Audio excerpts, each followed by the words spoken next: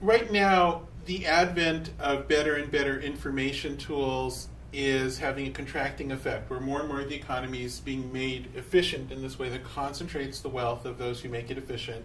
I mean, just think about the day that all those cabbies out there lose their job because their cars are driving themselves. What are they going to do? I don't think they'll be happy. But whoever does that will become very, very rich. So whoever owns the top server in a big efficiency making exercise becomes very, very rich. So there's this huge concentration, even as the overall economy is shrunk as a result. So the evaluation of Facebook is just completely normal given the way information technology is being integrated into the society, and it's not the last. This will just keep on happening until we realize that it's not sustainable. And there's nothing wrong with Facebook being treated as valuable. The only problem is that it should be increasing value for everybody. I'm going to use a different company as an example, an old, less fashionable one, which is Walmart. So Walmart was one of the pioneers of using computer networks to make the world efficient, for consumers anyway. Walmart in the 80s and 90s started to develop its own version of digital networking, especially in the 90s, to precisely calibrate who to buy from at the best price, where to ship it exactly when, and how to ship it, and how to stock it at which store when. I mean, this whole incredible system. And as a result of that, it was able to look to offer lower prices to its customers. And everybody said, yay, lower prices.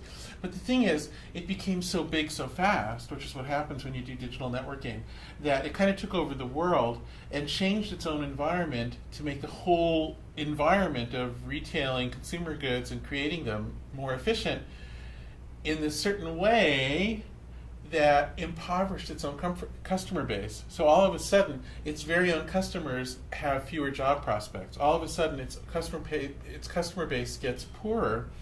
And now it's kind of dug itself into this rut where Walmart is no longer as exciting a retailer as it was, because what's it going to do? And it's trying to sort of climb up scale, but it can't because its customer base can't support it. So to me, Facebook is essentially Walmart for a new generation. But Facebook is saying, free services, free social networking, free, and everybody say, yay, it's free.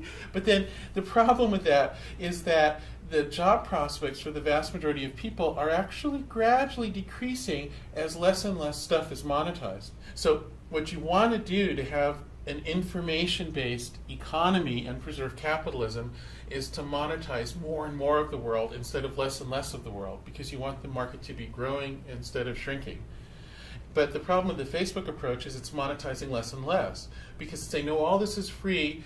Your reward for participating is reputation, karma, connections, and all those things are very real, but they're not monetized. They're not securable. You can't get a house mortgage based on your Facebook reputation.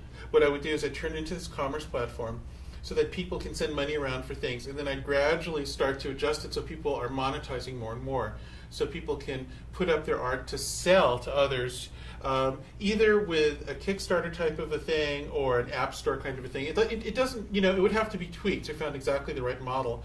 But I would start to turn it into real commerce so that people who are good at using Facebook start to make some money, and the economy overall starts to expand instead of contract as a result of its existence.